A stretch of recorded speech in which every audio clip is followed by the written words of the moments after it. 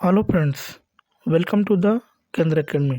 Friends, आज इस session में हम लोग बिहार पुलिस दो जो 2025 की वैकेंसी आई है उससे उस जो हमारी वैकेंसी 2025 के लिए आई है इनके लिए कुछ महत्वपूर्ण प्रश्नों को जो केवल वीवीआईपी क्वेश्चन है उन्हीं को आज इस सेशन में डिस्कस करेंगे। यदि चैनल पर पहली बार आए हो तो चैनल को सब्सक्राइब कर लीजिएगा और बगल में बेल आइकन का निशान है उसे जरूर दबा दीजिएगा ताकि आपको रेगुलर अपडेट मिलता रहे। तो चलिए फ्रेंड्स, बिना देरी किए सेशन को स्टार्ट करते हैं। एक बार प्लीज़ पहले लाइक कर दीजिएगा और जब पूरा सेशन देख लीजिएगा तो कम से कम इसे एक ग्रुप में ज़रूर शेयर कर दीजिएगा, ठीक है। तो यदि आपने पिछली कक्षाओं को नहीं देखा होगा तो आप देख सकते हैं। बारी बारी से हम लोग महत्वपूर्ण प्रश्नों को बिहार पुलिस के लिए जो है चलाई जा रही है, ठीक है। चलिए, आज का हमारा पहला प्रश्न है कि E20 क्या है। ऑप्शन ए, पर्यावरण बचाने के लिए 20 लक्ष्य। ऑप्शन बी, आर्थिक सुधार। ऑप्शन सी, आर्थिक समूह। ऑप्शन डी, एल्कोहल मिश्रित पेट्रोल। इसका जो राइट ऑप्शन हो जाएगा friends, option number D, alcohol मिश्रित पेट्रोल होता है, जिसको हम लोग क्या बोलते हैं तो E20 के नाम से इसको जानते हैं, ठीक है। इसका हम लोग डिटेल देख सकते हैं फ्रेंड्स। E20 एक एल्कोहल मिश्रित पेट्रोल है। E20 का तात्पर्य पेट्रोल में इथेनॉल की 20% मिलावट से है। इथेनॉल एक बायोफ्यूल होता है जो गन्ने की खोई या अनाज से बनाया जाता है। पेट्रोल में इथेनॉल की ब्लेंडिंग कार्बन उत्सर्जन को घटाती है, इसलिए भारत ने 2025 तक पेट्रोल में 20% इथेनॉल मिलाने का लक्ष्य रखा है, ठीक है। तो पेट्रोल में कितना परसेंट इथेनॉल मिलाया जाएगा तो 20%। इथेनॉल का सूत्र क्या होता है तो C2H5 और क्या होता है OH होता है, ठीक है। चलिए आगे आगे हमारा प्रश्न है कि एक आवश्यक तत्व है जिसका उपयोग प्रोटीन के संश्लेषण में किया जाता है। Option A nitrogen. Option B manganese. Option C phosphorus. Option D zinc. इसका जो ऑप्शन हो जाएगा, इसका जो राइट ऑप्शन हो जाएगा फ्रेंड्स, ऑप्शन नंबर ए, नाइट्रोजन एक आवश्यक तत्व होता है जो प्रोटीन के संश्लेषण में क्या होता है आवश्यक होता है, ठीक है। इसका हम लोग देख सकते हैं। नाइट्रोजन प्राकृतिक रूप से उपलब्ध गैस व एक आवश्यक तत्व है जिसका उपयोग प्रोटीन के संश्लेषण में किया जाता है। पौधों की वृद्धि एवं विकास के लिए प्रोटीन संश्लेषण आवश्यक होता है। नाइट्रोजन की गैर मौजूदगी में प्रोटीन संश्लेषण क्या है असंभव है, ठीक है। आगे आगे हमारा प्रश्न है, अंतर्राष्ट्रीय शांति दिवस मनाया जाता है। ऑप्शन ए 21 सितंबर को। ऑप्शन बी 12 अक्टूबर को। ऑप्शन सी 19 नवंबर को और ऑप्शन डी 4 दिसंबर को। इसका जो राइट ऑप्शन हो जाएगा फ्रेंड्स, ऑप्शन नंबर ए, 21 सितंबर को जो है अंतर्राष्ट्रीय शांति दिवस मनाया जाता है। कुछ महत्वपूर्ण दिवस हैं, इसको हम लोग देख सकते हैं। जैसे अंतर्राष्ट्रीय शांति दिवस जो है 21 सितंबर को मनाया जाता है। विश्व शौचालय दिवस 19 नवंबर को मनाया जाता है। नौसेना दिवस 4 दिसंबर को मनाया जाता है। वायुसेना दिवस 8 अक्टूबर को मनाया जाता है और थल सेना दिवस 15 जनवरी को मनाया जाता है, जो हमारा थल सेना दिवस होता है, ठीक है। चलिए आगे आगे हमारा प्रश्न है कि बड़े स्क्रीन पर जेम्स बॉन्ड की भूमिका निभाने वाले प्रथम अभिनेता कौन थे। ऑप्शन ए शॉन कॉर्नी। Option B Roger Moore. Option C Timothy Dalton. Option D Pierce Brosnan. इसका जो राइट ऑप्शन हो जाएगा friends, option number A, Sean कॉर्नी जो है बड़े पर्दे पर जो है भूमिका निभाने प्रथम अभिनेता थे, ठीक है। इसको हम लोग देख सकते हैं। बड़ी स्क्रीन पर जेम्स बॉन्ड की भूमिका निभाने वाले प्रथम अभिनेता शॉन कॉर्नी थे। जेम्स बॉन्ड अंग्रेज लेखक इयान फ्लेमिंग द्वारा रचित 707 के नाम से प्रसिद्ध 12 पुस्तकों के मौजूद एक काल्पनिक पात्र है, ठीक है।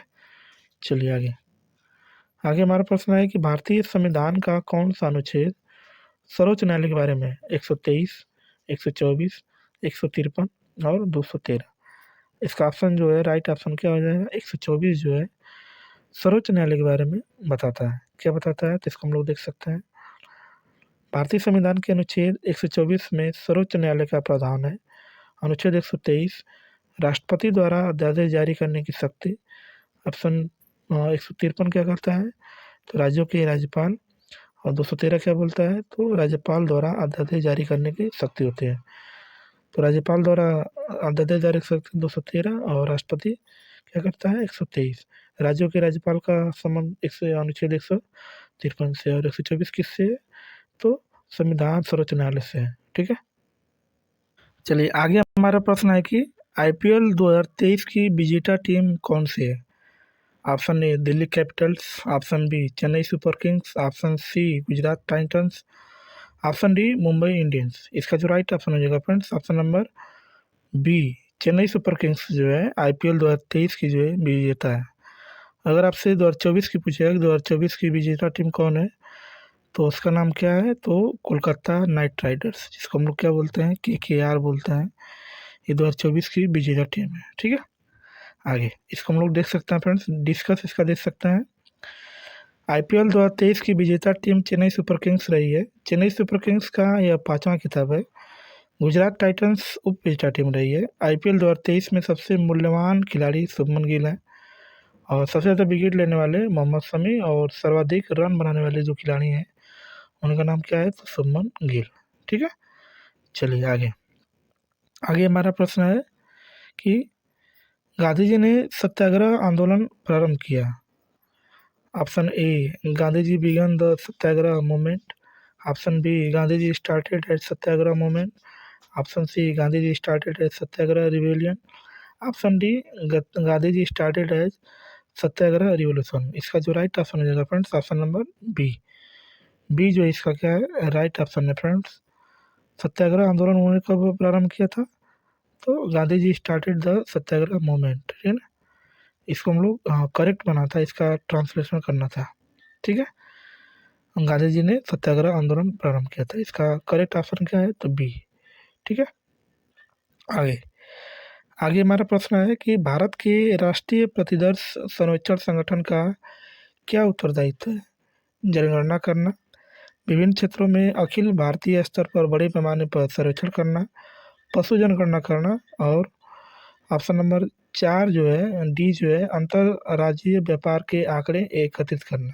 ठीक है, इसका जो राइट ऑप्शन हो जाएगा friends option number B.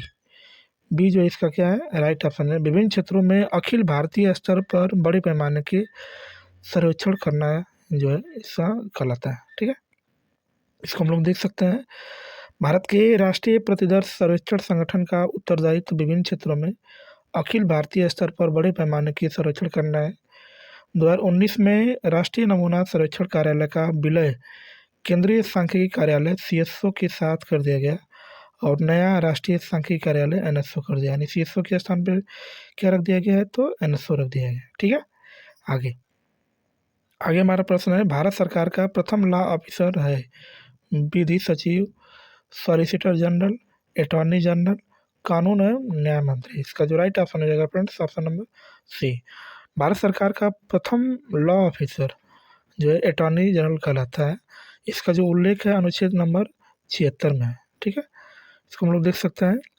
Bharat सरकार का प्रथम लॉ ऑफिसर अटॉर्नी जनरल है। इस पद का उल्लेख संविधान के अनुच्छेद 76 में किया गया है। अटॉर्नी जनरल का कार्यकाल न्यायालय में भारत सरकार का पक्ष रखना। वर्तमान में भारत के महान न्यायाधीश जो हैं आर वेंकट रमणी हैं, जो 1 अक्टूबर 2022 से। ठीक है, आगे चलिए आगे आगे हमारा प्रश्न है कि NVS-01 एक है नाक में डालने की कोविड वैक्सीन, राइफल है, मिसाइल है, उपग्रह है। इसका जो राइट ऑप्शन हो जाएगा, ये एक सैटेलाइट होता है जो NVS हमारा 01 होता है। ये क्या होता है, एक सैटेलाइट होता है। इसको हम लोग देख सकते हैं फ्रेंड्स। NVS-01 एक उपग्रह है। यह उपग्रह इसरो की NVS यानी नेविगेशनल सैटेलाइट श्रृंखला के पेलोड से दूसरी पीढ़ी के उपग्रह में पाला है। यह नेविगेशन सैटेलाइट देश के 1500 किलोमीटर क्षेत्र में क्या करता है, निगरानी करता है, जिसका नाम NVS-01 है।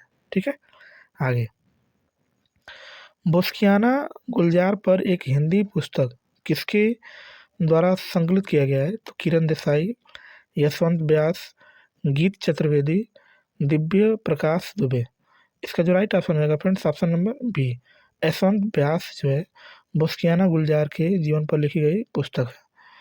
बोस्कियाना गुलजार भारतीय कवि जिसको गीतकार भी हैं, जीवन पर लिखी पुस्तक है।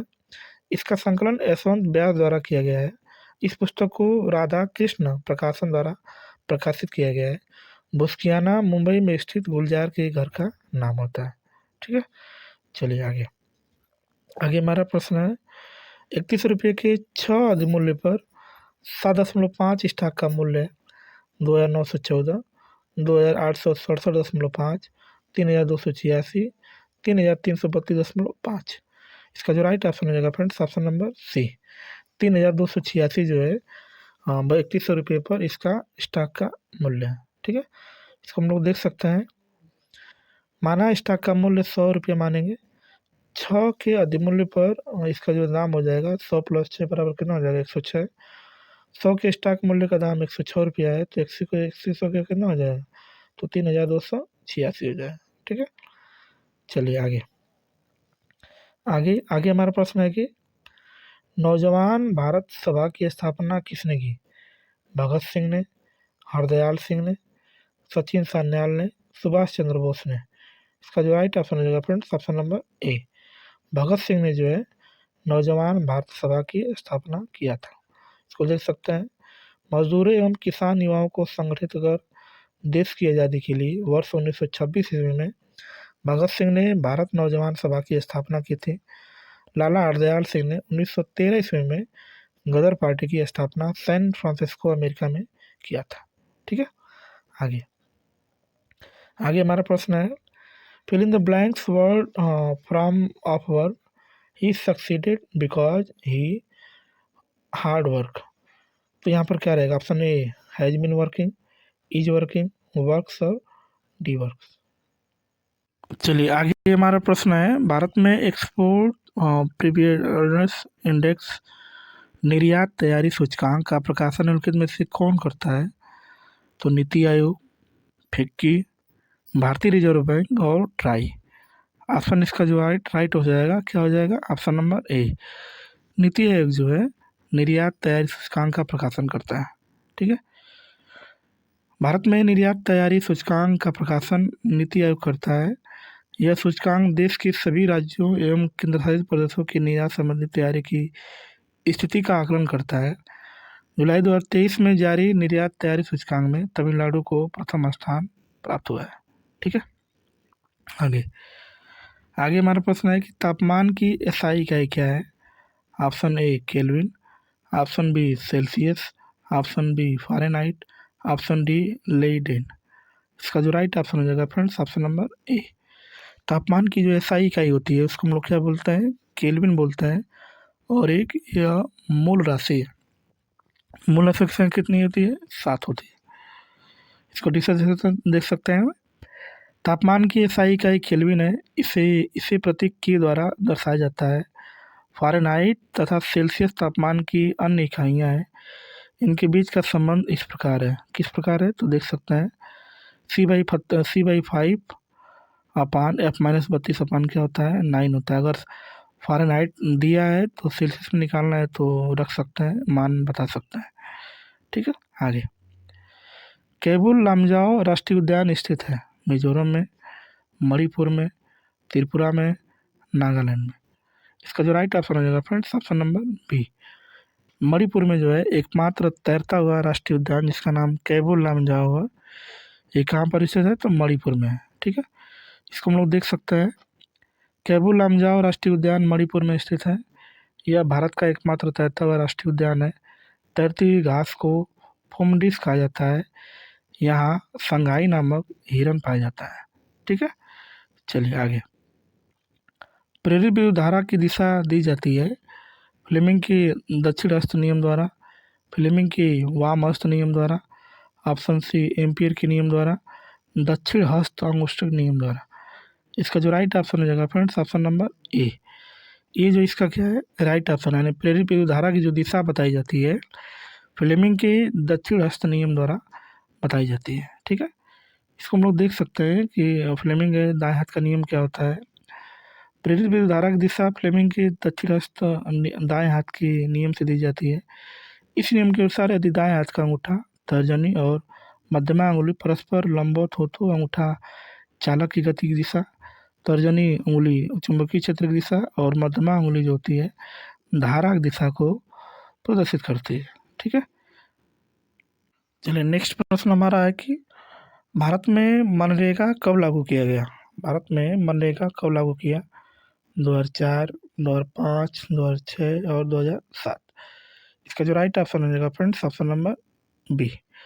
2005 ईस्वी में जो है मनरेगा लागू किया गया था। इसको हम लोग देख सकते हैं फ्रेंड्स, इसका ऑप्शन। भारत में मनरेगा वर्ष 2006 में शुरू किया गया था। इसका पूरा नाम महात्मा गांधी राष्ट्रीय ग्रामीण रोजगार गारंटी अधिनियम है। वर्ष 2009 में इसका नाम नरेगा से मनरेगा किया गया था। इसका उद्देश्य ग्रामीण क्षेत्रों में 100 दिनों का गारंटी युक्त रोजगार उपलब्ध कराना है।